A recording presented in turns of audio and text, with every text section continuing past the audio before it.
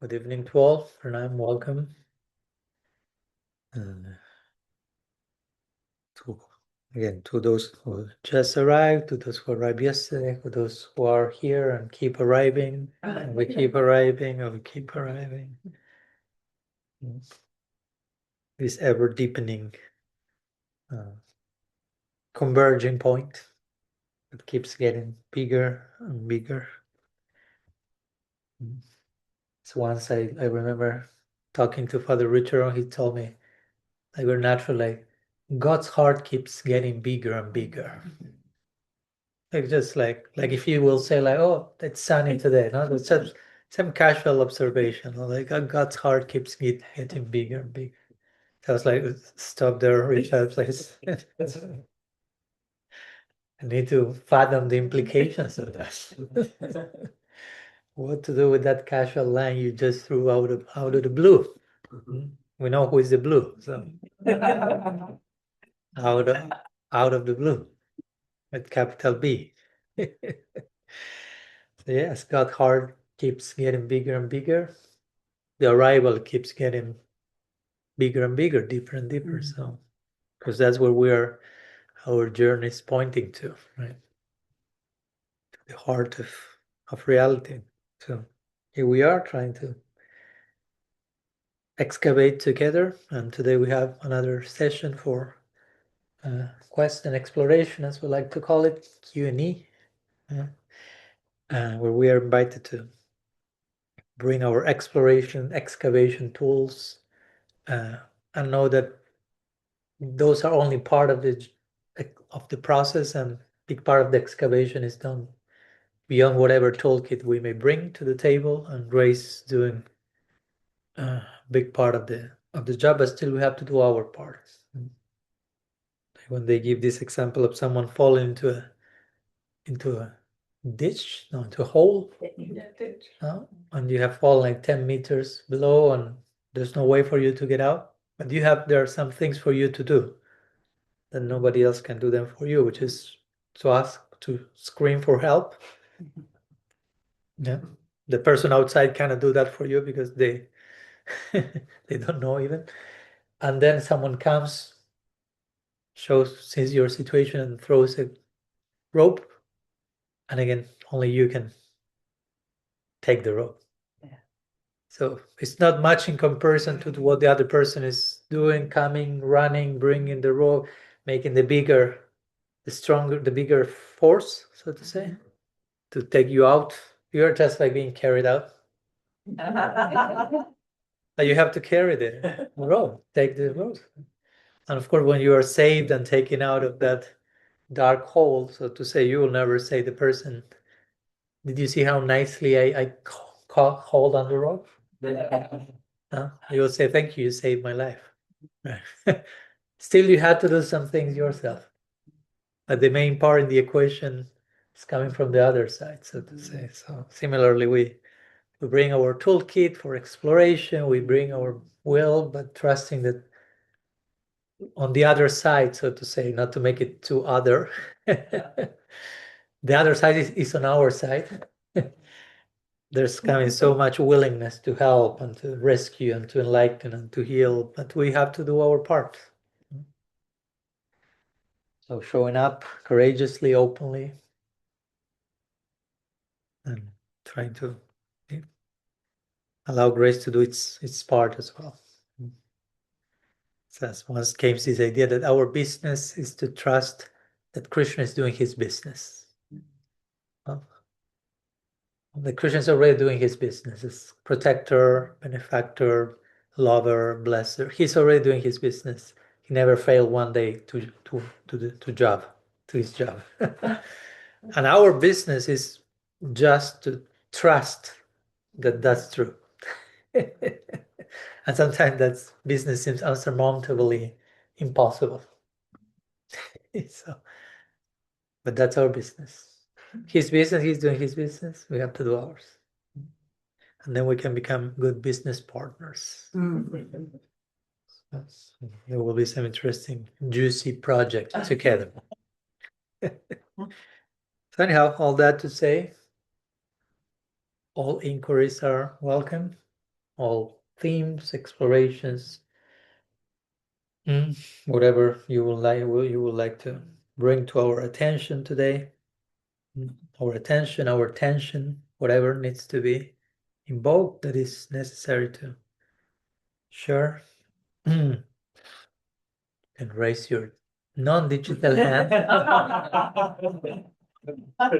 You were waiting for a moment. You're raising your hand like a digital. Yeah, I don't know. Yeah, that was deliberate. That was deliberate. So Jamuna started, and I saw someone else in the back. I saw no, not yet. Yeah, we're okay with like that. It's fine. Okay, I'm fine, but just in case. Okay. So your introduction kind of like very much is in with what I wanted to ask. I believe I heard somewhere something in this regard. So we have the eternally liberated souls. They're there, they're made of love, they're eternally immersed in loving Krishna. They know nothing else but him. Then we have us, Tatastha, marginalized beings. And Marginal. Marginal. That's not the same. Marginal. Okay. And we have a choice. And in our quest to develop a relationship, to a loving relationship, to fall in love with God, you know, it's a very, very wiggly path. It's snakes and ladders all the way until it's not. And, so this is me coming from my human perspective. If somebody loved me because they just loved me, that they had no other option, so to speak. They made of, I just want to love Jamuna. That's all I can do. And then there was somebody, and I have that love. There's a loving relationship there. That's just it's just going on. And then I have somebody who's really struggling. We're in a dynamic together, and I'm wanting to help them, and they're struggling, and I'm reaching out, and they're reaching, and they're slipping, and we're still, and then we fall in love. You know, they fall in love with me. That relationship would have a certain flavor to it because of that struggle that the person had had. So this is me coming from my human perspective. So I'm wondering, is it like, does Krishna have the relationship that he has, the love that he has for souls that come, for us jivas that go back, go in, go around? Are we? Is it of another flavor, another dimension? In comparison to the eternally liberated souls. So choice from somebody who has, not saying that they don't have a choice, but they're made of love. That's and those of us that. Of course, the brief answer will be yes. There is a different flavor, but also it will be yes in the sense that there is a different flavor to any single relationship God has with every single person. Just to remember that. And that's always growing. And that's always growing and deepening. So it's not like, okay, here are the eternal liberated souls, one flavor. Conditioned souls going through a struggle, choosing to love him, flavor 2. Those are the options in the menu, so to say. No. It's each one of us. That's also flavor. So each one of us potentially can provide that flavor in relationship with God. So it's very uniquely, very specified. But something in connection to your question is mentioned by Sanatana Goswami in the Bhakti-rasamrta, where he says something to the effect that the sadhana siddhas sadhana siddha is someone who attains siddhi or perfection through practice, through sadhana, through all the dynamics that sadhana entails, versus the nitya siddhas, the eternally perfected, liberated souls. He says that somehow he kind of expresses some special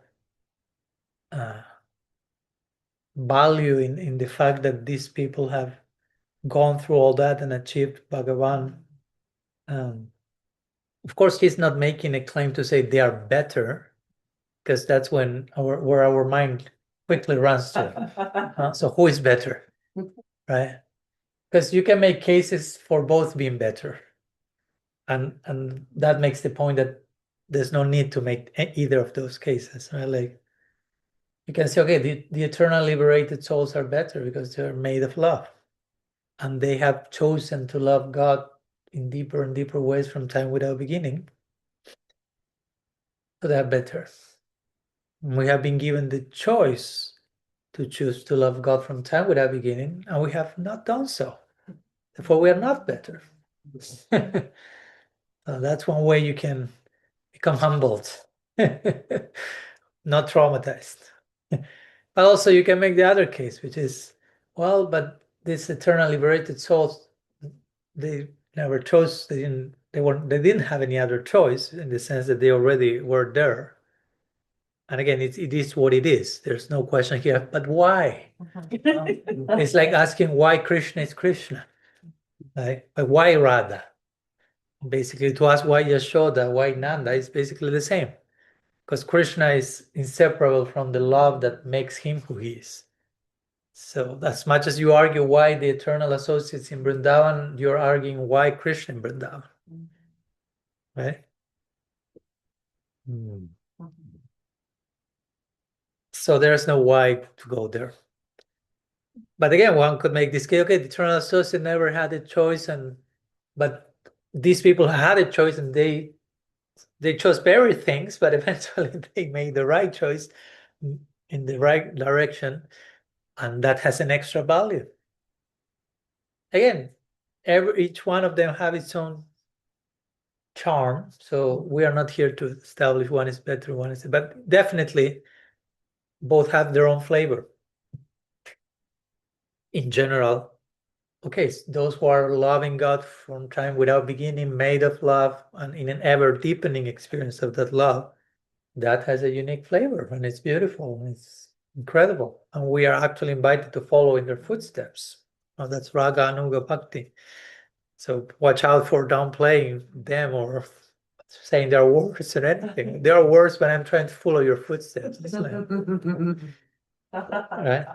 But at the same time, yeah, of course, in Krishna's eyes, as was your question, to see those who are sadhakas going through all that and eventually reaching him, that's a unique, has a unique flavor, which may not be present in the other people, and that people have a unique flavor, they may not be present in the other person.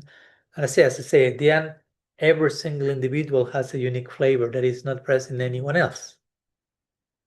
Because at the end of the day, each one of us will be offering our hearts in a very uniquely personalized, tasteful way, which is irrepeatable from any other's heart. And Krishna will reciprocate in kind to that in a uniquely personalized form. We will be talking about that in a few days in one verse that we'll be studying. One from many verses in the Shastra says that Krishna takes different forms to reciprocate to the love of his devotees. That he adopts particular shapes to respond to the shape of love, the shape of the heart of each devotee. Right?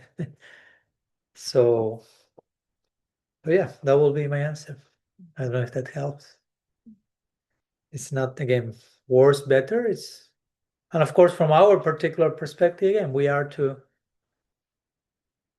on one side, to appreciate the role of the eternal associates, the embodiments of love, the role models to follow, the eternal paradigmatic figures in the Lila that embody a type of love that we aspire for, aspirationally speaking. They are these emblems of aspiration for us. And from our particular side, we have a lot of encouragement knowing how Krishna, the sweet absolute, responds to. Oops. I want to share something, but I'm going to give me a moment. And also for us as sadhakas, there's a lot of hope in knowing how Krishna is feeling for those of us who are going through all these struggles and so on. And what I want to share, that I share a few times, is the beautiful verses in which how Krishna is as I said the other day, I referred to that. Krishna is welcoming Gopakumar here right to Vrindavan. Again, Gopakumar is not a nitya siddha. So he's gone through all this, and Krishna is feeling like he's experiencing this unique joy of the new arrival, which again, that experience is not there with the nitya siddha. And he's telling them, and again, I'll read a few verses, beautiful verses, and that's how he feels not only for Gopakumar, again, uniquely in its own way for Gopakumar, but uniquely in its own way for each one of us, even before we have arrived, so to say, to that level of arrival. Like Krishna is grateful before an offering is made. Okay. So Krishna is telling Gopakumar, welcome, welcome, my dear child. I am fortunate, most fortunate, to meet you here. For so long, I have been longing to see you. My dear friend and darling, you have passed through many lifetimes without so much as a glance in my direction.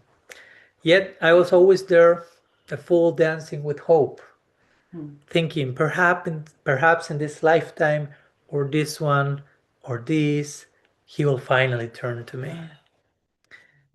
Yet I could find no excuse to bring you to my abode, my brother, while still upholding the eternal laws I myself have created. You never called my name, not even once in passing. Had you done so, I could have bent the rules and brought you to me. But without your slightest intention, how could I? That would not have been love. It would have been a flawed wrongdoing. Realizing, well, it continues. There are many verses, right? Anyhow. And then at the end, he says to Gopakumar, today, Krishna speaking to Gopakumar, not the other way around. Don't forget who is talking to whom. Bhagavan says, today you have fulfilled the longing I have held in my heart for so long. Please, by you coming here, basically. Please nourish your happiness and mine by staying here forever. Mm-hmm.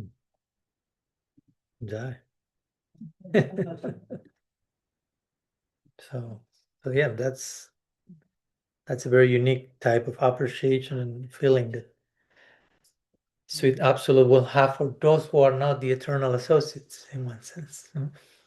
Which again doesn't make us better than anyone. In that realm, nobody's. Though we hear speak about nitya siddhas, sadhana siddhas, eternal, so those who are all there, nobody has awareness of who is the nitya siddha and who is not the nitya siddha. It's not like, hey, like here. How dare to talk to me? I'm in group. I have been there from time without beginning. Like here, they will say, "Hey, I've been initiated for 25 years. I'm a senior devotee." They can say, "I've been here for time without beginning." You're a newcomer. How dare you? What's the fault? Yeah. So nobody's feeling that. Nobody's aware of, oh, this is need to see this. Everyone is see that. That's why when someone asked Srila Prabhupada about this, which is not your question, but somehow a related topic, like who is better, the nitya siddha or the sadhana siddha? No? And Prabhupada said the important word there is siddha, which means perfect being. Nitya sadhana, when you reach siddhi or perfection, that's it. Nobody's like, again, calculating, counting, putting people in boxes. They need to see the box, the sadhana, see the box. So But yeah, again, from our side as sadhakas, I think statements like the ones we read give lots of hope or reassurance that, and it's not, again, it's not just, okay, once I reach there, I'll be acknowledged, but there's already a longing from the side of Bhagavan for us, even while we are not longing at all. And that's why Srila Maharaj wrote his book, Loving Search for the Lost Servant. First, he published the book In Search of Sri Krishna, Reality the Beautiful, which kind of emphasizes our search for Krishna. But then he felt we need to balance the equation, because it's not just us searching for Krishna. If we are searching for Krishna, it's because he was searching for us to begin with. So the next book was The Loving Search for the Lost Servant. So how the Sweet Absolute is longing for us. Right? So, yeah. And Srila Maharaj, just as a footnote, because he received inspiration for that title. I was listening to a lecture he gave recently again, and he quotes one verse from the Bhagavatam. There are two verses in the 11th canto that depict, according to some readers, they speak about Ramachandra, but there's a way of understanding those verses speaking about Mahaprabhu. And one line of the second verse says, Mayam Mrigam Daita Ipsitu Ambadavat, which according to Ramachandra, that translation can mean Ramachandra went after the deer in the forest. And we know the Leela where there's a golden deer and Ramachandra goes after it, and then Sita is kidnapped. And the deer was this person that took the form, Marichi, I think, took the form of the deer, ordained by Ravan and so on. So that can be one line, but also if you Sanskrit lends itself to many readings. So Mayam Rigam Daita Ipsita Ambadavat also means he ran after those people, he ran after his beloved. No? In this case, he ran after their beloved who were covered by Maya, deluded by Maya. So the implication is for Mahaprabhu running after every soul in this world covered by ignorance. And with mercy and compassion and glance and trying to give them. So Srila said, he said, after reading that line, came for me the inspiration for this book, The Loving Search for the Lost Servant. Mayam Rigam Daita Ipsita Ambadav. Like Krishna running, running. Like I quoted that, the Srila since we are talking about him and that particular book, that's how I begin. I'm quoting from the fourth book that is to come. So chapter 1 begins with one line from Srila Maharaj from this book, and he says, in connection to the title, The Loving Search for the Lost Servant, the Lord's search for his lost servants is a loving search. It is not ordinary, but from the heart. And the Lord's heart is not an ordinary heart. Who can estimate that what type of search he is engaged in? It is a mad search, an urgent campaign. Although he is full in all respects, still he feels pangs of separation from every one of us, however small we may be. Despite his supreme position, he has room for us in a corner of his loving heart. This is the nature of the infinite. Mm-hmm.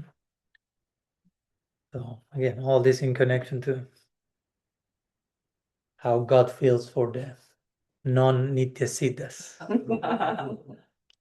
So that should be enough for us, so to say. And not like, why I'm not a nitya siddha? Or why these many of these why questions are really, there's some other question behind the why question many times, and we need to get there. Yeah. Hope that helps. That's fantastic. Thank you. That's beautiful. Yeah. Thank you. Some. I was going to say someone else racist as some racist. Yeah, I wanted to ask that it came to me earlier. Mhm. I'm on the walk, but yeah. Anyway, the question is: I know that in Srimad Bhagavatam, there's what Bhaktivinoda describes as like poetic descriptions of deeds and their punishments. You know, of what hellish Okay. torment, basically. Mm-hmm. You know, like if you do this, then this will happen. If you do this, so I was wondering if does Yamaraja still hold his position? You know, if hell is more, if it's more of like a poetic deterrent, does Yamaraja still hold his role in the cosmic drama, so to speak? We talked today something about Yamaraja. His name came today earlier or yesterday in our in a conversation, right? To ask it. Oh, okay. Oh, okay. And there's that glass there just in case for you to be aware of it. Yeah. And also all these days after lecture, I found many glasses below the sofa. So since you drink, they put it there and then you forget. It's fine, but it's fine to remember also.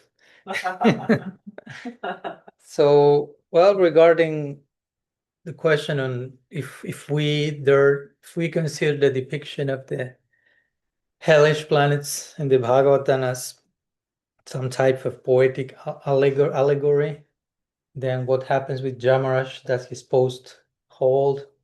And of course, first of all, being fair with the topic is that not everyone thinks that those depictions of the underworld, I will say, because sometimes hellish brings some, I don't know, some cultural connotations that are not so accurate or whatever they may trigger. So you can call them the underworld or whatever other word. So some will totally agree that that's a reality. And on top of that, someone will agree that the descriptions that are found in the Bhagavatam are to be taken literally. That they are absolutely, how to say, proportional and corresponding in what they describe. Some others will say, I think that's disproportionate, while I do not deny altogether the presence of those realms. And some others will say, I don't believe in those realms at all. And I know different Gaudiya Vaishnavas in all these camps. Yeah. Maybe you're wondering, where do I stand? So I do not, and I've written a little bit about that, so a little bit you know about that, and this will come also in my next book. I don't consider that some of most of the depictions given in that section, fifth canto especially, but there are other parts also, I think third canto, many of them are clearly disproportionate. No, like if you fail in welcoming a Brahmin, you will be burned for eons, and it's like, whoa, really? Now, and on another side, you hear all those things that we just say. Yeah. The loving search for the lost servant, and this and that, and he's running. But all of that applies if you properly welcome a Brahmin at your house. Or whatever. That's not the only example. There are many. So it's totally free and loving and unconditional, with the exception of the 3,000 conditions. So how to process that? So yeah, my personal conviction, which is not only mine, is that that's kind of a particular literary device to exaggeration, basically, which is a literary device in different scriptures. It's not just something new. To invoke, creates a sense of fear, clearly. And it's directed to certain people who may only speak that language. Let's be honest, people speak very different languages. Someone sent me a quote today. I don't know, maybe some of you here I don't remember. I don't even remember who said the quote, but it was, oh, no. I know who sent me the quote. Which says something like, yeah, like trying, the people are at different stages in their journey of evolution, and very different stages, to be honest, many cases. And sometimes you may try to explain something to them, certain level of truth, and it's absolutely impossible for them to grasp that. As you may try to approach a 2-year-old boy and try to explain to him algebra or something like that. It's not possible. It will be possible, but not now. So in the same way, there are some people who are really fear-oriented, and there are some sections in scripture addressing them to prevent them from wrongdoing through a language of fear, which unfortunately is the only language they understand. And we are not here saying that's the best, but also it's a way in which the Bhagavatam extends itself. But I wouldn't necessarily cancel altogether the existence of those planetary systems, but I wouldn't depict them as scary, gruesome, monsterish, hellish, that you're like, everyone is like, it seems almost like it is being relished that you are being chastised and tormented. Because again, we have to bring again over and over into the picture the God of unconditional love, which again doesn't cancel altogether karma and reaction, but not from a place of disproportionate torture. That many sections, if you go through them in detail, can feel like that. So in that case, I will personally conceive these sections, these realms, as, let's call it, centers or karmic healing.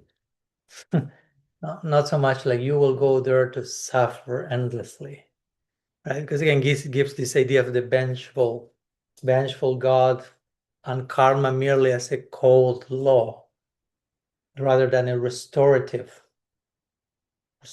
law, not punitive justice, but restorative justice, which is a huge topic even in this world. Like, you did something, you need to be chastised.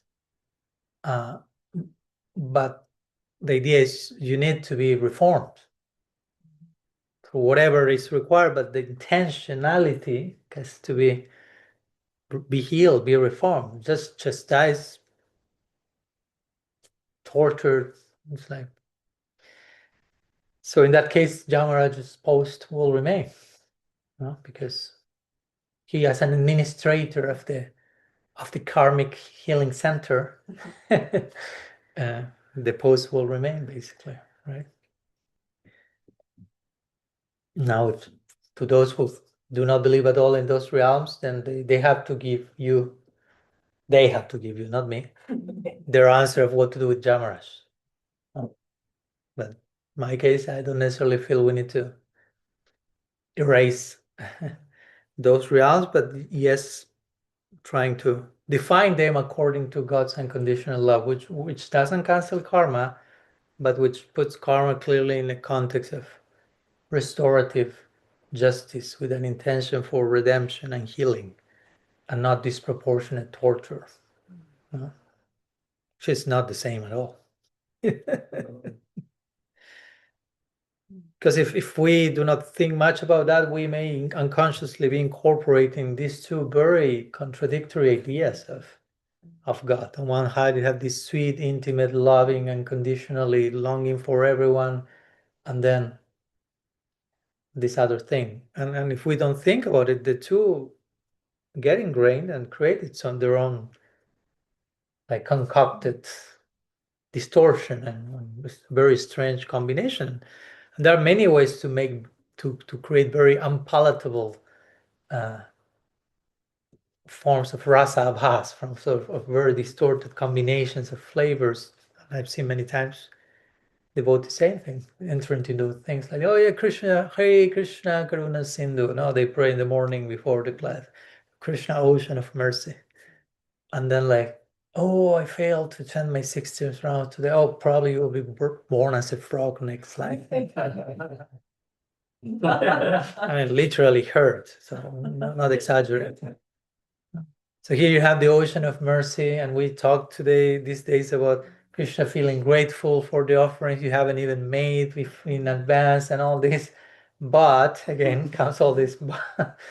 If you are not perfect in your performance of the daily quota, everything starts to risk. It's like two do not hold at the same time. So if two together are contradictory. So it's important that how we process the information we receive from scripture, the things we hear, that we can process everything in a coherent way. And for that to happen, we may need lots of struggles and questions and integration, and it's not easy, but it's important that we keep a coherent picture of the divine that is mostly primarily aligned with the principle of love, which is the main attribute of the divine rather than anything else. So yeah, love prevails. Love rules. Yeah. So we say in our tradition, all rules are to serve love, which means love rules. Right. So everything else is secondary. If all rules exist in the service of love, that means love rules. So whatever any other thing or concept or idea we receive, that has to be accommodated or understood in the context of love. If not, if we give priority to something else and love becomes secondary, tertiary, we're in trouble. We no longer have an unloving God, and we start to have who knows what. Judgmental, authoritarian, easy, angry father, cosmic figure, or I don't know, eternal hell here, disproportionate torture over there, and you name it. Endless varieties of human misreading of the sweet absolute, which is no longer sweet at that time. So you have the bitter absolute, bitter sweet absolute, sweet absolute. Yeah.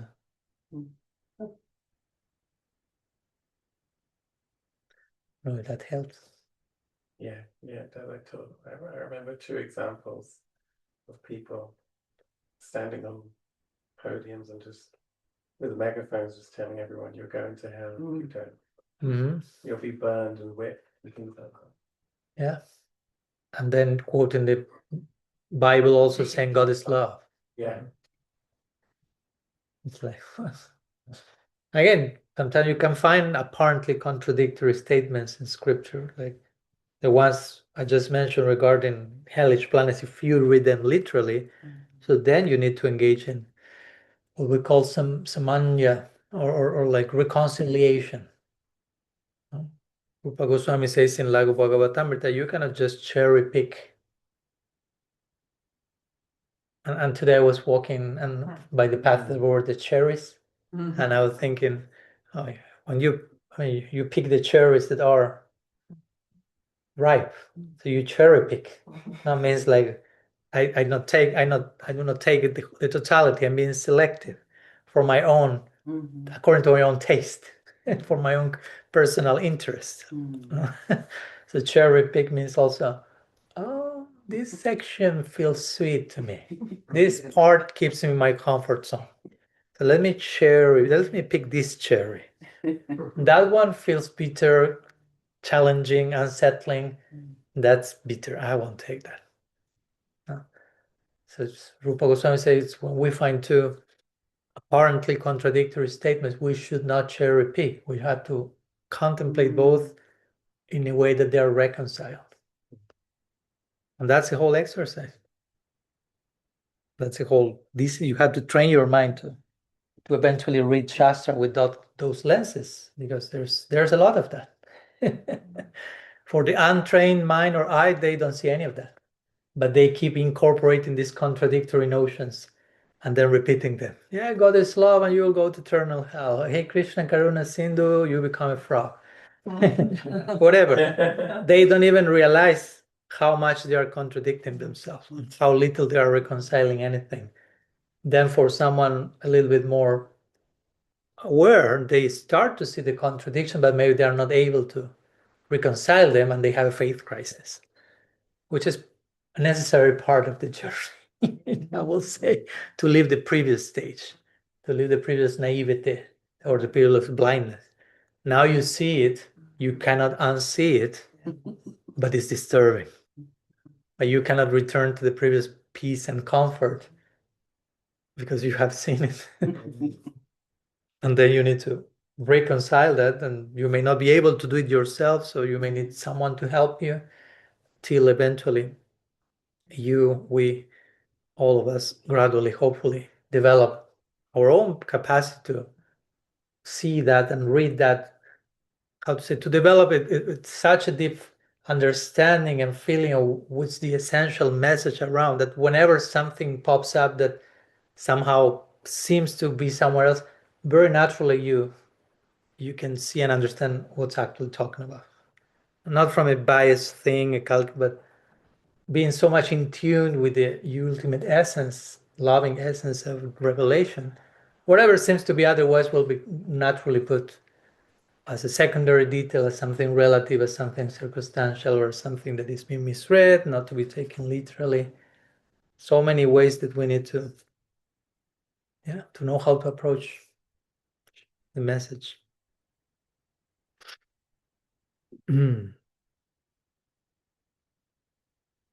Someone raised their hand at one point.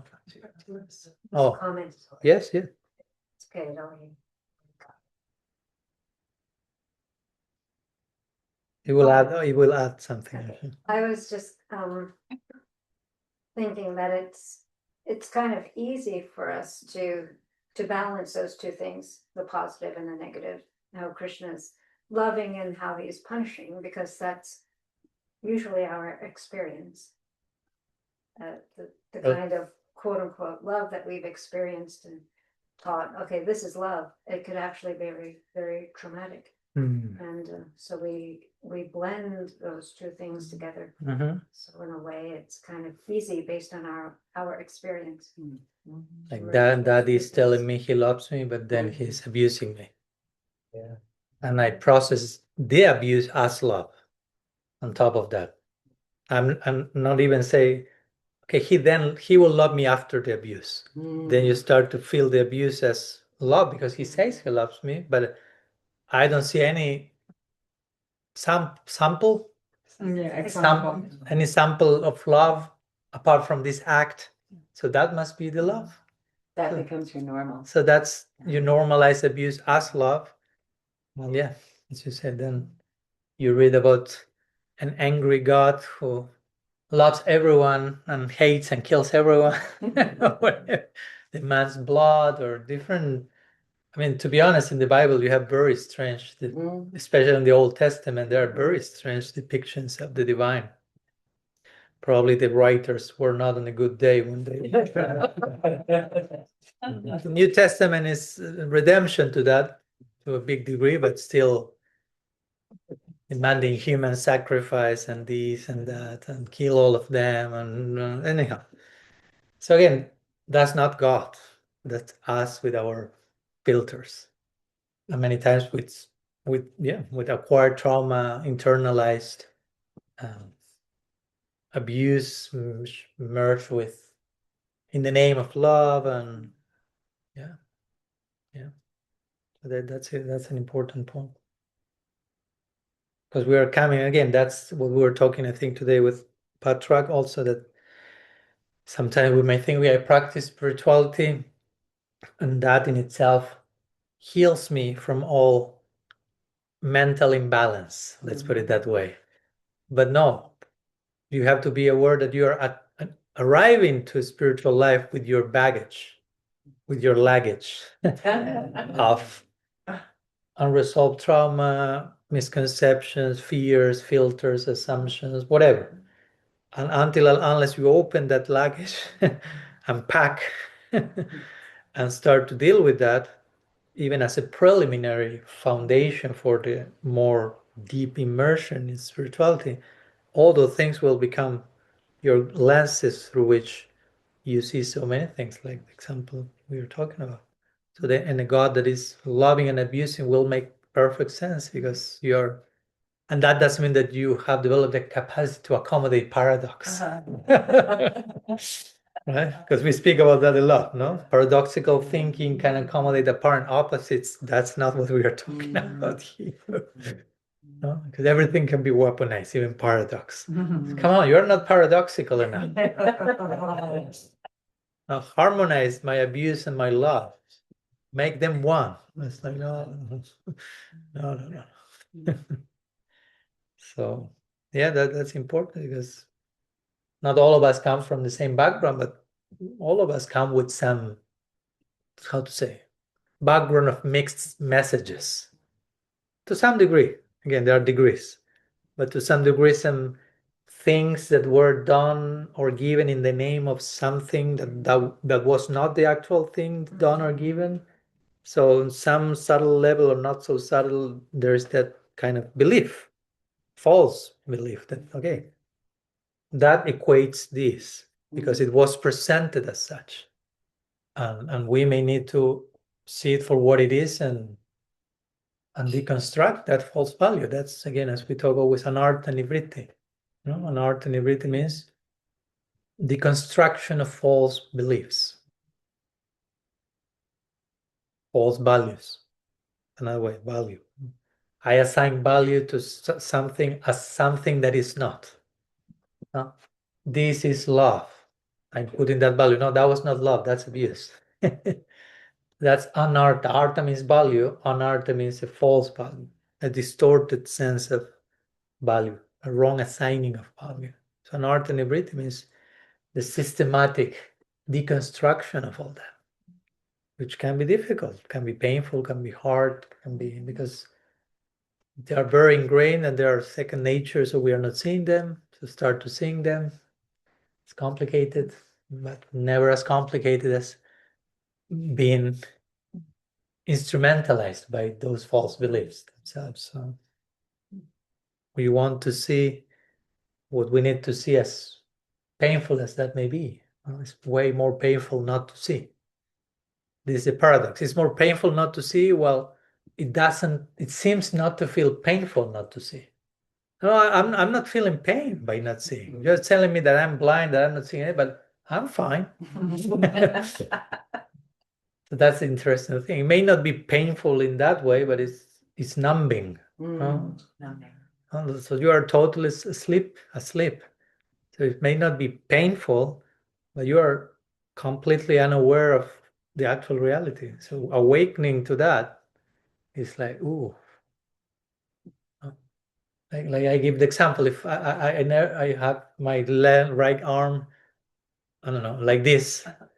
For some reason, someone told me as a child, you keep your arm like that, a false belief. And I never moved my arm for 45 years. And someone says like, move your arm. I'm fine. There's no pain, right? It's not painful. It starts to be painful when I move it. But I'm not aware that this arm can have some utility and that I'm totally neglecting the advantage of having an extra arm to use. So it's not painful, but I'm missing the opportunity. So when I try to get advantage of the opportunity, it becomes painful. Right? Till it doesn't become, till it stops being painful. And it becomes just, it's not painful to move my arm now. So it's the same, no? Some things we may not see, it's not painful, but I'm completely sleeping to that possibility, to that side of me, being healed, the potential. And when I start to become aware, oof, it's painful. Yeah, it's painful, but keep training the muscle, keep working on that. At one point, it's integrated, no longer painful, and so much coming from that. So yeah, thank you, Bhakti-rasa, for the analogy. Good. Yeah. Yeah. Patrak. I'm curious about your thoughts about the following question. I hope it's not too quirky or weird. We'll see. Uh, There may be a hellish planet waiting for you. For those who do quirky questions.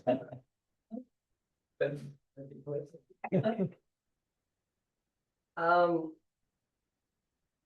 I'm playing around with the thought of the ever expanding, ever evolving, ever new fascination, all those aspects of ever growing love, unconditional love, the spiritual world. And is part of the reason of that growth that every single jiva that makes it into this realm adds to that fascination, that ever newness, because they bring their own take, so to speak, to it into the spiritual world. So there's this ever new fascinations. The people or the siddhas that are there already, they welcome you, they're fascinated by you. You give some sort, you gain this ever newness and freshness from them, this everlasting growth and fascination.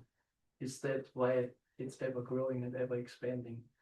Or asking the other way around, if no new jivas come there, not that they are bored all of a sudden, but is there something missing for them? Is there kind of, and that's why the desperation, why they are waiting for new people or new jivas to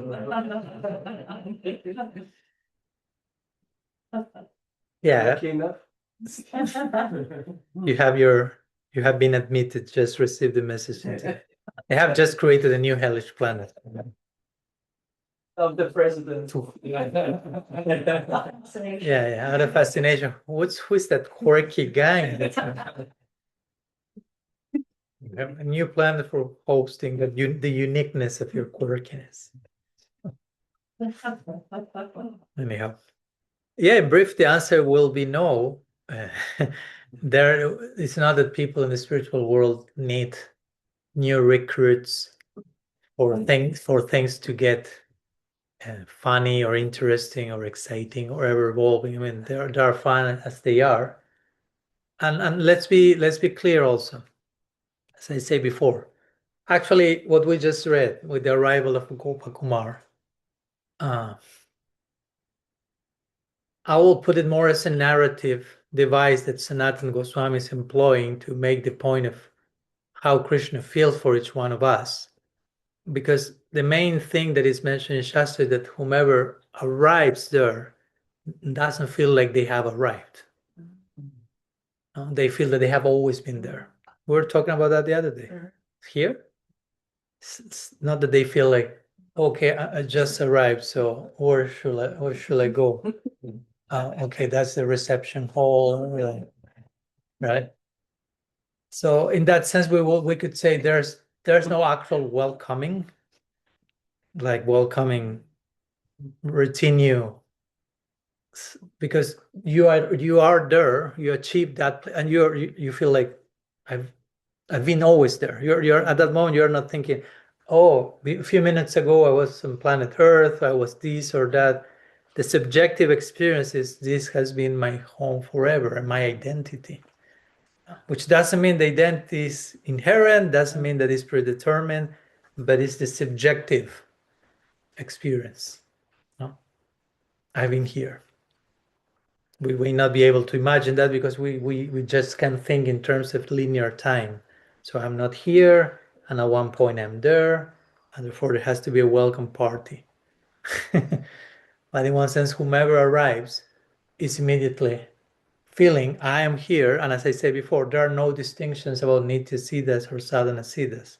So nobody's feeling, oh, that's the newcomer that they arrived the other day. So I'll say these words by Sanatana Goswami that I read before are more like a way of making the point of how Krishna feels for us. I mean, upon our arrival, though it may not be subjectively felt as an arrival day, and especially how he feels for us before that.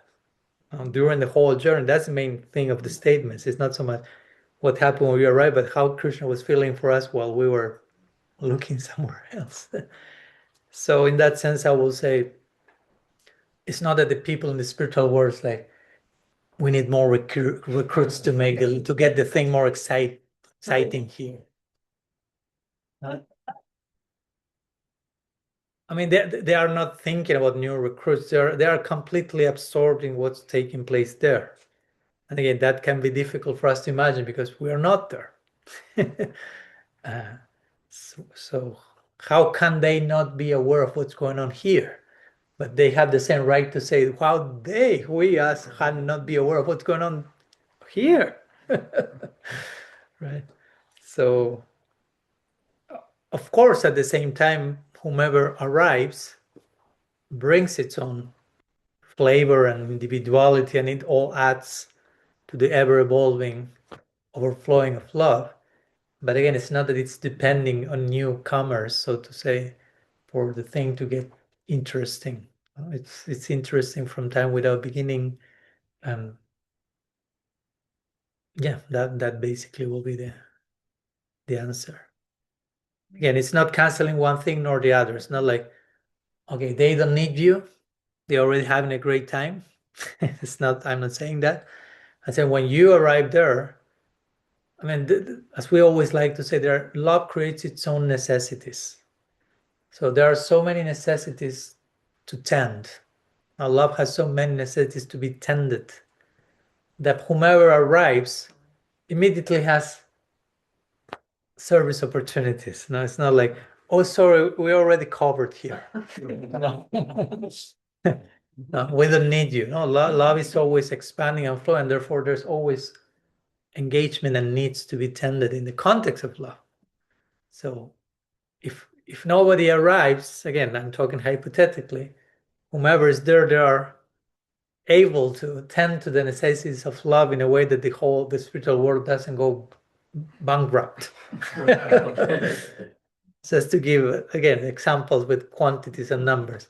And if you bring 1 trillion souls suddenly, 1 trillion buses with newcomers, they will all be properly engaged because the necessities of love are ongoing and expansion. So again, we cannot fully figure out in our heads how is that operating, how the lila sustains itself in exciting with less and more. It's not something to enter with our heads.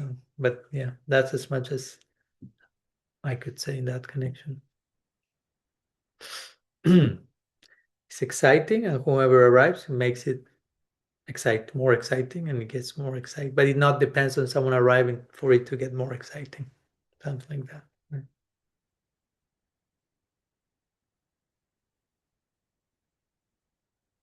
Right?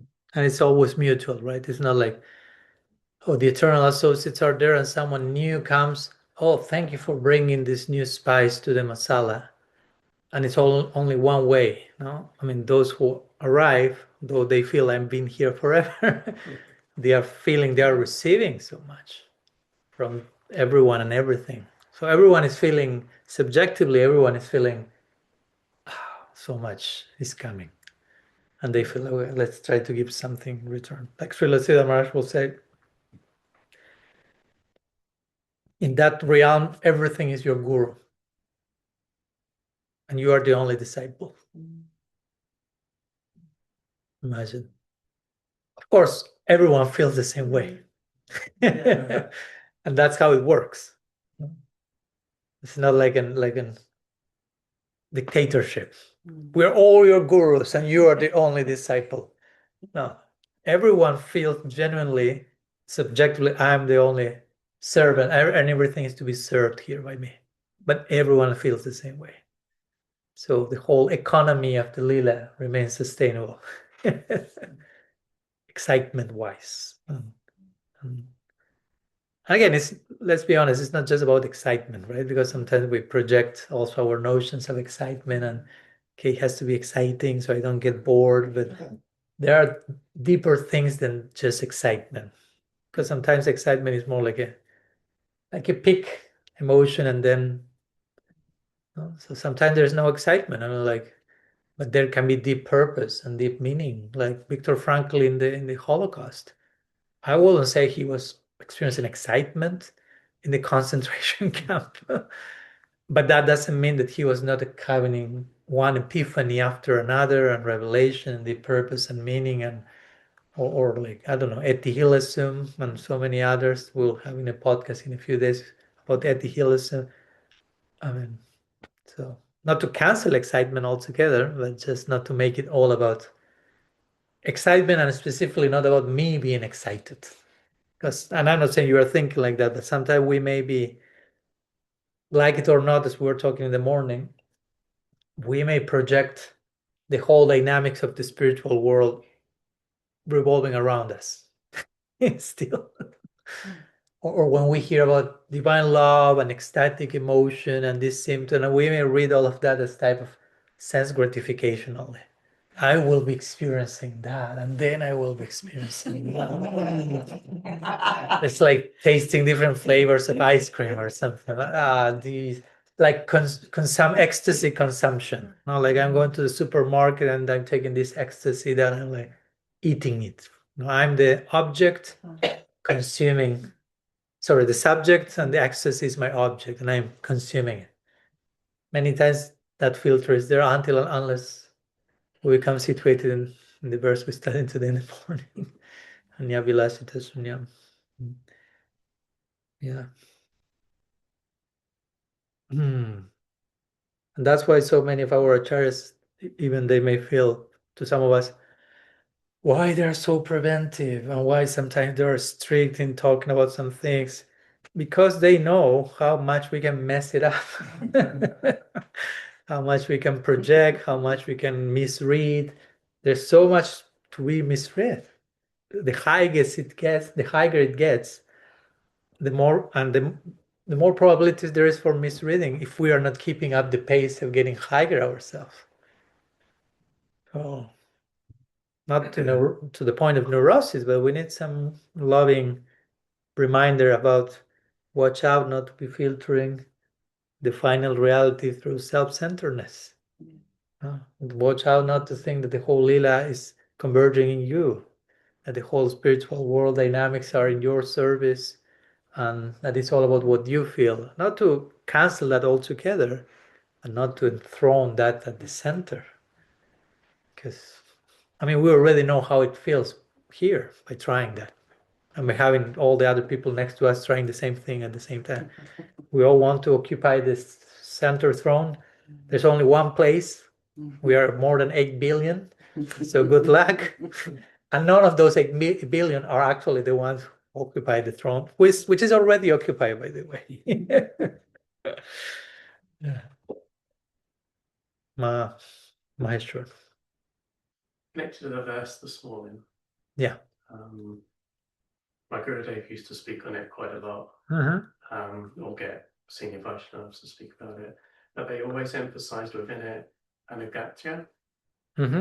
Is that contained within the verse, or is that something that it seemed to be quite an emphasis every time that they spoke on it? How will you like to translate Anugatya for those who are not familiar with the term? Of like-minded devotees. Okay, thank you. So yeah, Anugatya means also kind of like following after, like Anuga. When we say Raga, Anuga, Anugatya. Anugatya is the act of following in the footsteps of someone.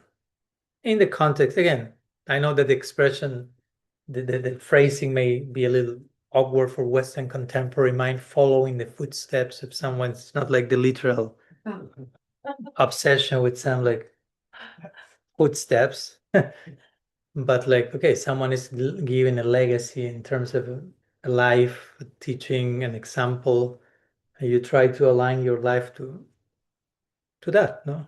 Like Guru being our potential appearing in front of us, as we like to say. So Anugati implies this type of like, willingness, healthy willingness, voluntary willingness to submit ourselves to, basically to the great steps that lie, how to say, in front of us, ahead of us, to those big walkers of the path. that lie ahead of us. So the term Anugatya, if it's included in this verse, yeah, and I mean, the immediate thing that I thought what you were mentioning is I will quickly connect with Anushilanam. And the two begin with this idea of Anu. Anugatya, Anushilanam. We say Anushilanam also, the continuous cultivation. So Anu can mean ongoing, something ongoing, but also it refers to ongoing cultivation following after the footsteps of. Here, of course, in this verse, in detail, the notion of sadhu sangha or guru is not mentioned overtly, but we know it's included. What's the opposite of overtly? Implicitly. Yeah, exactly. Not explicitly, but implicitly. In fact, tomorrow morning we'll be studying one verse about guru. We'll go to the Bhagavatam. So speak about Anugatya and following the footsteps of great path walkers. So yeah, Anugatya implies that. And tomorrow we'll be speaking about this verse speaks about surrendering to Guru. So surrender is a form of, I submit myself to this path that has been laid up by these great walkers of life, so to say. But Anushilanam could be that, Anushilanam, not like this. Remember what we say in the morning? Shilanam meant like this engagement with both active engagement and emotive engagement, body, words, mind, thoughts, emotions.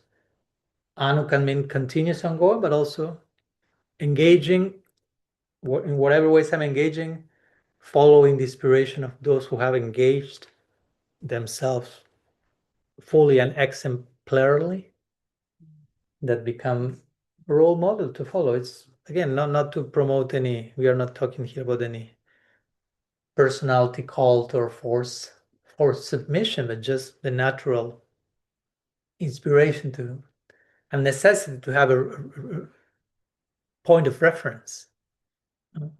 Generally, if someone starts to play the guitar, they have some guitar player that they like.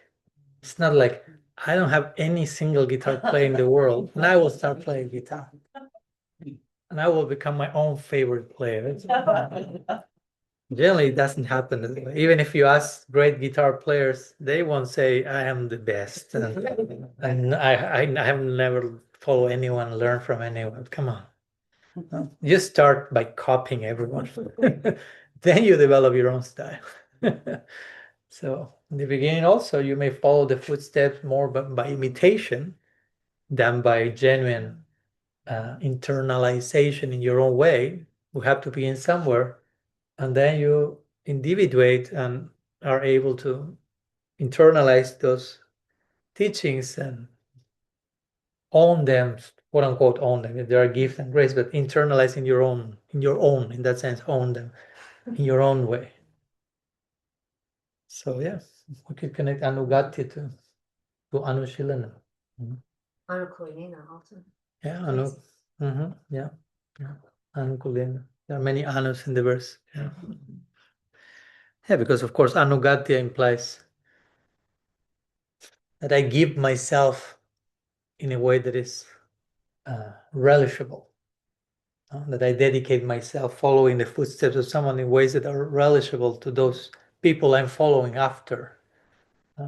Not that I'm betraying my ancestors, so to say, in the name of following their footsteps, which can happen, or which we can deceive ourselves. Yeah, I'm following my, and you just use it to endorse whatever you want to do, which is not anukulena, which is not intentionally favorable.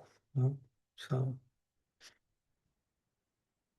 yeah, it demands a lot of, I would say, a lot of self knowledge and self introspection to actually engage in Anugatya. It's not just a word. I mean, we can make it a word. Yeah, we follow the footsteps of the previous acharyas. Yeah, but what's the price to pay for that to actually happen? There are so many degrees of Anugatya. I mean, this external Anugatya, the external even proximity to a sadhu, and there can be an inner abyss of distance, and there can be external distance for whatever reason, and there can be absolute proximity. Actually, Yamaraja will give the example of some like how would you say in English? Some like Umbilical cord. no. There. Some like microbes or something that takes away your energy inside your body. Parasites, yeah. So some parasites, they are very intimately connected with you. No? There's lots of proximity, but they are sucking out your life, so to say. So he will say in the same way, someone can be very close to a guru or a sadhu. Externally, oh, they are following the footsteps, but if the proper inner spirit is not there, it can be just a sucking spirit. And that's why it sucks. That's where the word comes from. That sucks. Which means it's not giving energy, it's sucking. It's taking something away from you. I assume so. I don't know. I'm just it just came now.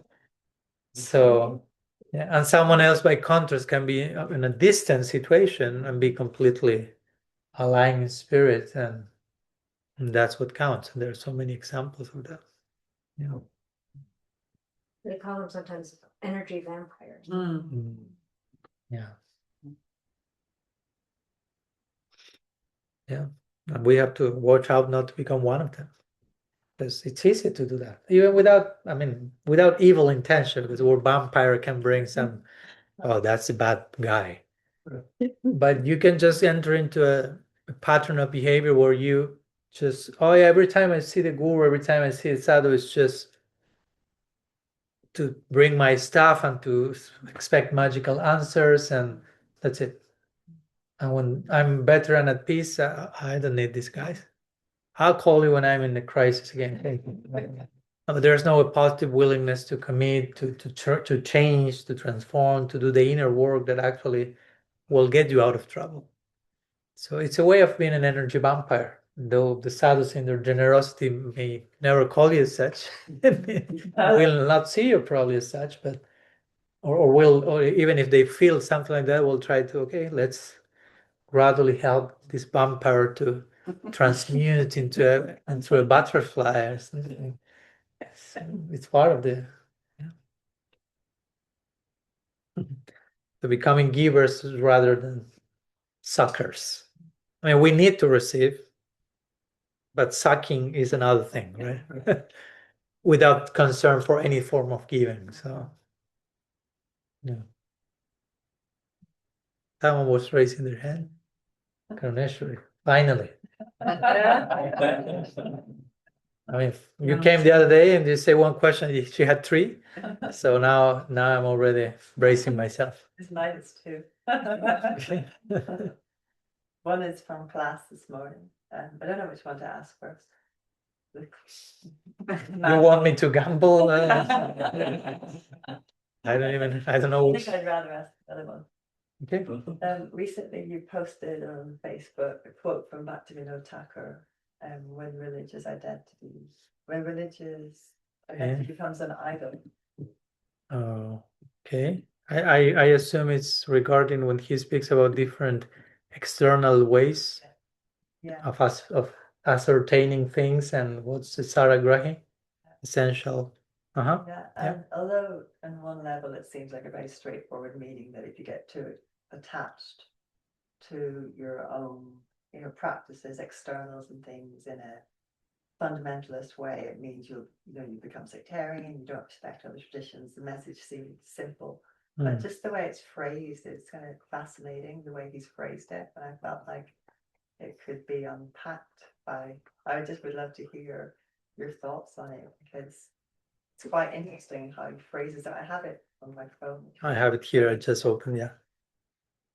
The few bits like in the beginning when he talks about when someone develops respect, then that seems like a good thing, but he says it leads to hatred of other traditions. And then later on he talks about like concepts of God being personal or impersonal. I just think there's a lot in it Yeah, to unpack. it's funny because someone asked me that same question, but in the Spanish satsang. Sometimes that happens a few times that someone asks me a question in an English gathering. I say, "Oh, there," or vice versa, and I find myself never saying the same answer, but responding to the same question. Yeah, that means it's landing. It's good. So yeah, that's a quote that I shared like 2 or 3 weeks ago, Yeah. which is from the introduction. Bhaktivinoda Thakur wrote many books, and one of them is called Krishna-bhakti. That's a very interesting book, very discombobulating. Like, wow, oh, he's saying that. Oh, okay. Oh, very interesting. The introduction in itself is especially interesting. In this spirit, very broad, very like essence seeker, and very like how to say, very downplaying certain relative elements that many times we don't take as relative ourselves. Clearly, like with unapologetically, it's like that's secondary. And for those who think that's the main thing, after a few, that's secondary. You're like, what remains? And then, like he's like doing away with everything. So what will remain? And he's like, trust me, the real thing is waiting for you. But first, we need to get rid of all this stuff. And I was like, this stuff. That was the like the typical example of the interior decorator. That you pay someone to come to your house and be an interior decorator, and he comes and starts to take things and throw them out of the room. Like, and you're like, what are you doing? I'm paying you not to destroy my throw away. Say, no, I can only decorate once we get rid to what gets in the way of the decoration, so we can really access the potential beauty here. But Thakur does that very interestingly in the introduction of Krishna-bhakti and many other works.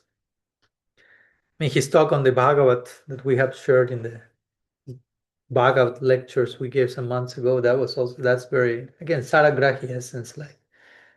So anyhow, I can read it, it's short, and then whatever comes, we can share.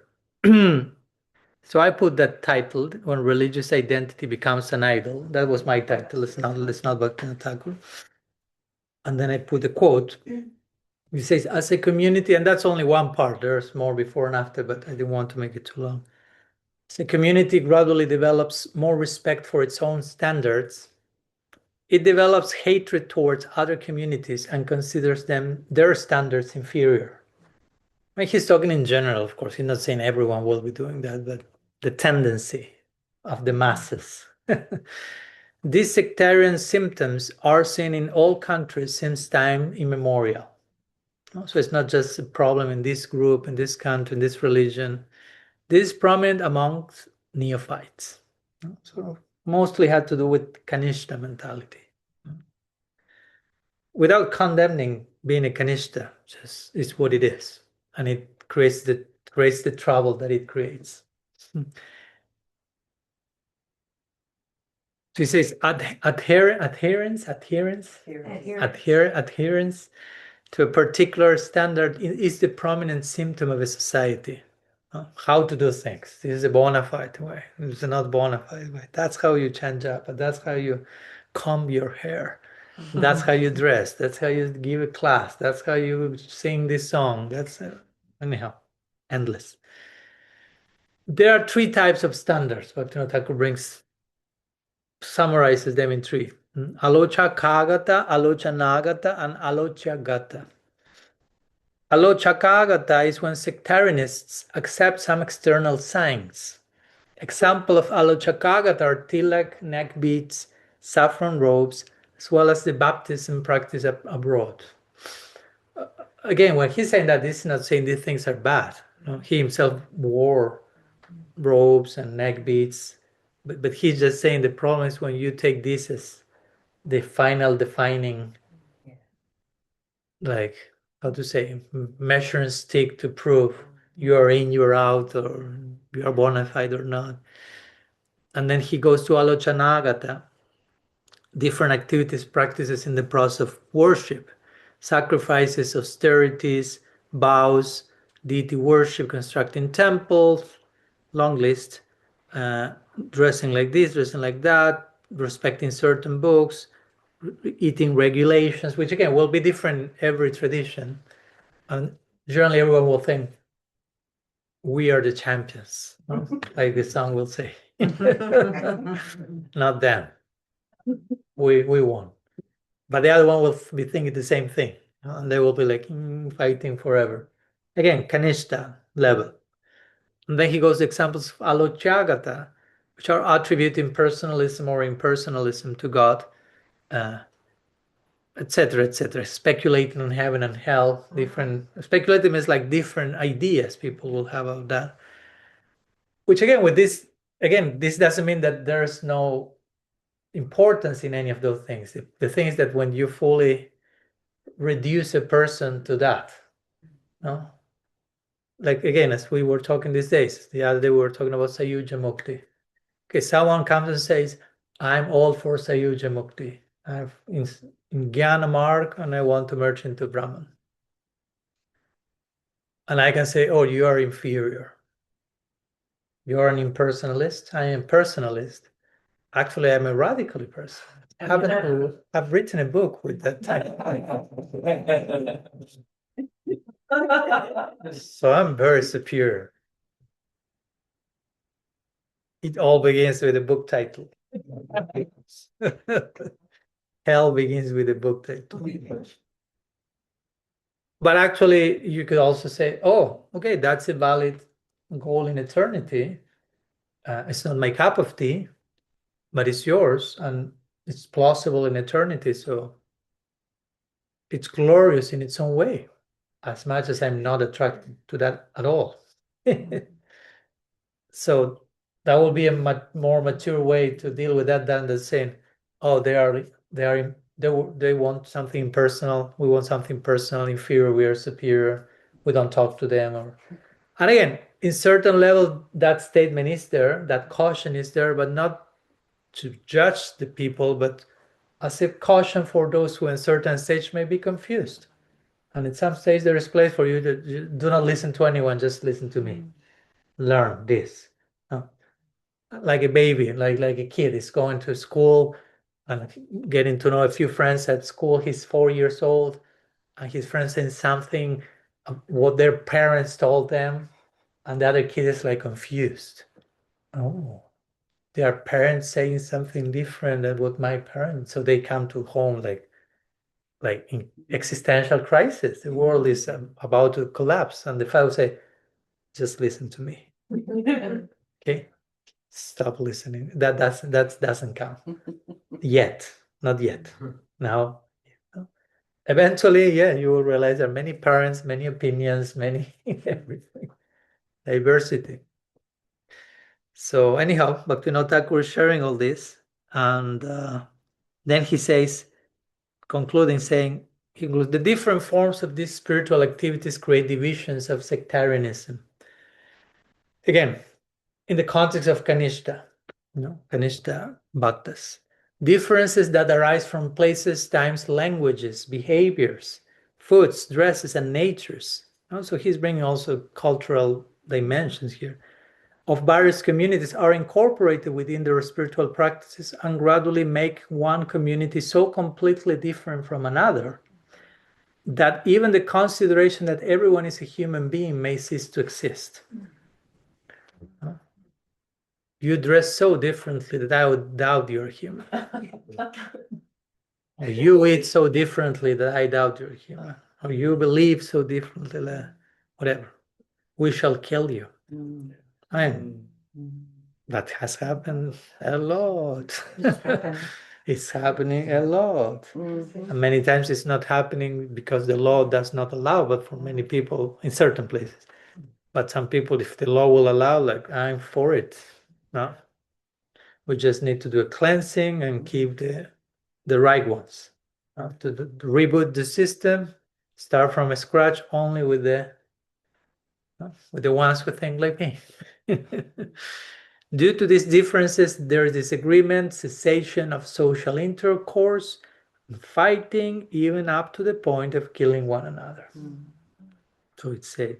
And he concludes saying, when an us-like mentality becomes prominent within the Kanishta Adhikaris, then they certainly indulge in these things.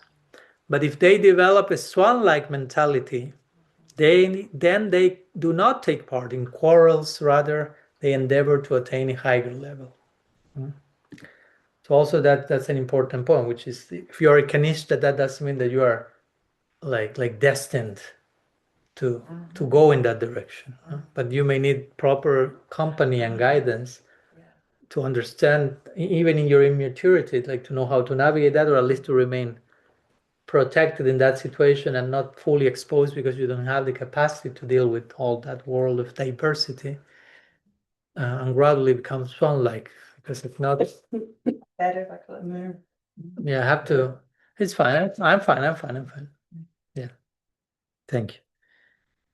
So yeah, that's all about what Bhaktivinoda Thakur speaks about Saragrahi so many times, what it means to be a Saragrahi, what it means to be an essence seeker, what it means to see everyone for who they are, besides any externality. And there are so many layers of externality. We just think there are one or two, but we tend to see and judge each other, even unconsciously, so much, and so many things. Just the dress we are wearing, even this is the most external thing possible, just like the external cloth. I remember when I was answering to this same question in the Spanish satsang, I was in Switzerland, I remember, and I was like this, wearing this cloth, and it was getting hot. No? So I just happened to finish the answer and send them to breakout rooms. Said it's too hot. So I just stay with my t-shirt. So then they return from the breakout rooms, and I was like,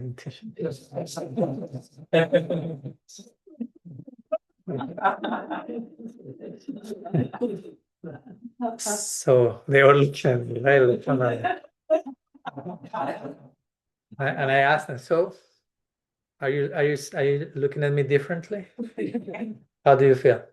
I'm less sacred now. And I could see by the face of some, they actually were confessing that they were. No? So I appreciated their honesty. At the same time, it was a little tragic, but it's part of the process. No? But that and without criticizing anyone, but that in those cases, that proves, oh my gosh, I'm so external. Because how can possibly an extra piece of orange cotton give me more bhakti adhikar than another piece of orange cotton, which has a different shape? It's like, strictly speaking, it cannot get more external than that. Yeah. Right? But sometimes it's like, yeah, but it looks so nice, and it's or sometimes it's a uniform. Give me a break from the uniform. Right? And there are ways we can respond, but at the same time, I mean, we have to, how to say, even if we say all those things, how I'm actually feeling. I'm ascribing more highness or not to a cloth, because that's my issue. Whether the person is looking uniform or not, I mean, I'm measuring people by cloth. That's not very gentle. In one sense, it means you don't care for me. You don't know me. You are not contacting me. You're just putting me in a box according to my fashion, my clothing. It's like, well, so, and that, I mean, I don't want to go in that direction much, but that for me still creates a conflict for me regarding which clothes do I wear. Because I'm fine with these clothes. I like, they're simple. I don't need to follow any fashion. It's always the same. But also, I don't want to create in others an impression of someone I'm not just because of the cloth I'm wearing. In others, nor in me. So sometimes I will stop wearing these clothes. Okay, but I like them when it's simple. So I'm unresolved. If someday you see me, I mean, you see me during the day. Now I'm dressing for the occasion because sacred moment, harikat. Every moment is sacred, also, of course. But sometimes you dress specially for some special occasions. For me, sitting and sharing with you, okay. But I can take out the uniform or walk and to not scare the neighbors. And for practical terms, also it's too windy outside to walk with this. I'll have to go all the whole walk like taking my clothes. Yeah, all that to say, yeah, sometimes we judge one another by the cloth we wear, and that's the opposite of saragrahi. That's barabahi, which means load carrier. That's a contrast. Saragrahi is essence grasper, essence taker, essence seeker. Barabahi is load carrier. We carry the load of our filters and prejudices, and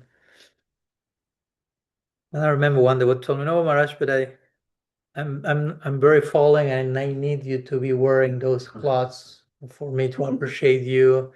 And I understand it, but sometimes that can also become an excuse to remain there, as we were talking the other day. No, I'm very falling, so please adjust to my fallenness, right? So I don't need to improve. I'm not saying this is what it was saying that, but sometimes that can be the case.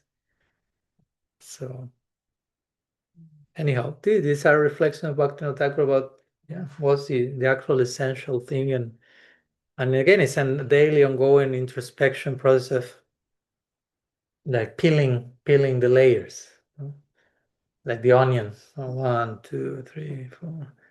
But at the end, there is something inside. At the end of the onion, there is nothing. It's empty. That's why we do not eat onion. That's the real metaphysical reason. After all the layers, there is nothing.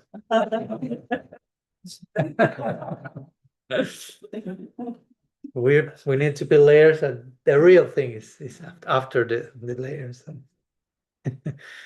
So yeah, Bhaktivinoda Thakur is trying. It's very revolutionary because again, for many people, and you can see all over in the contemporary, not only Gaudiya Vaishnava community, any community, like many are still there are this resurgence of movements like Brahmin emphasis. If you are born as a Brahmin, this is the real thing. This higher, and if you are this, or if you're in India, or if you're a man, if you're a woman, sorry, ladies. Or if you dress like that, and if you dress like this, and it's all about Bharabahi concerns, externalities. Not to condemn them again. Bhaktivinoda Thakur said, yeah, some Kanishtas will think like that. What is unavoidable. But of course, hopefully there's guidance for avoiding what can be avoided in the unavoidable. Bhaktivinoda Thakur said there will always be some conflict between Kanishtas and Madhyams. Because Kanishtas like this will think, oh, only if you dress like that and speak like that, you're bona fide. And it's like, and a Madhyam who is more broad-minded and dynamic has been a Kanishta, so he or she knows, I understand you, I've been there. But the Kanishta cannot understand the Madhyam. So, you're too liberal, you're diluting the whole thing, watering down, you're a heretic, you're a new agey, whatever. Probably not. He's more loyal to the essence than the fundamentalist.